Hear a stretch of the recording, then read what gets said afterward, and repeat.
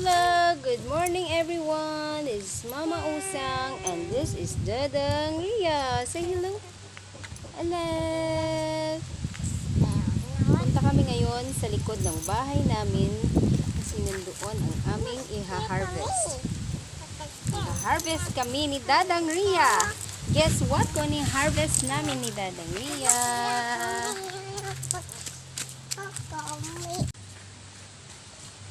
Ay, si Dadang. Dali.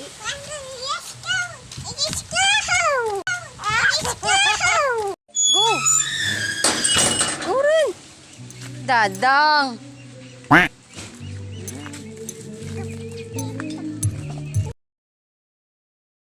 Kailangan na namin ni Dadang Ria mag-harvest ng aming pambili ng vetsin, sibuyas, ahos, para sa araw-araw na lutuin lang.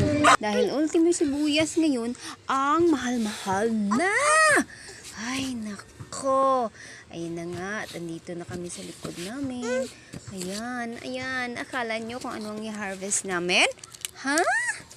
Ay, nako, ito lang pala ang harvest namin ni Dadang Ria. Pambili ng sibuyas, kamates, ahos. Ay, nako, ayun ko sa inyo. Sayang din to, pambili ng mga gamit namin ni Dadang Ria. Ayan na siya. Ang aming wifi, Barya wifi. Alam nyo ba, ang hirap-hirap kasi itong bulinggit na to, ang kulit-kulit.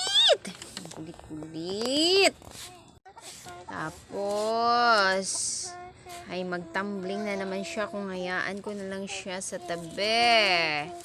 Ayan siya, ang ingay-ingay. Mas maingay pa kaysa sa akin. Ayan, mag-harvest kami ng aking anak ng barya. Kahit ito ay barya lang, makakatulong ng malaki sa amin. Kasi nga, pambili namin ng minsan grocery, minsan mga anik-anik lang sa bahay namin, mga gamit sa bahay sa araw-araw. Ayan, mga sibuyas na ang mahal-mahal na 240 ngayon. Ang garlic, saka bitsin, asin, mantika, itlog. Ayan, ang daming bibilihin sa araw-araw. Ang daming gastos. Pambili ng sabon panglaba, sabon sa pinggan, tapos mga shampoo, mga mantika, pangluto sa araw-araw. Hay nako, ang mahal-mahal na ngayon. Kaya ito, ang Barya wifi ay makakatulong na malaki sa amin. Kung kayo ay may mga pera na extra, ano kayo ng Barya wifi pang negosyo. Babawi niyo ang yung capital mga after 4 months.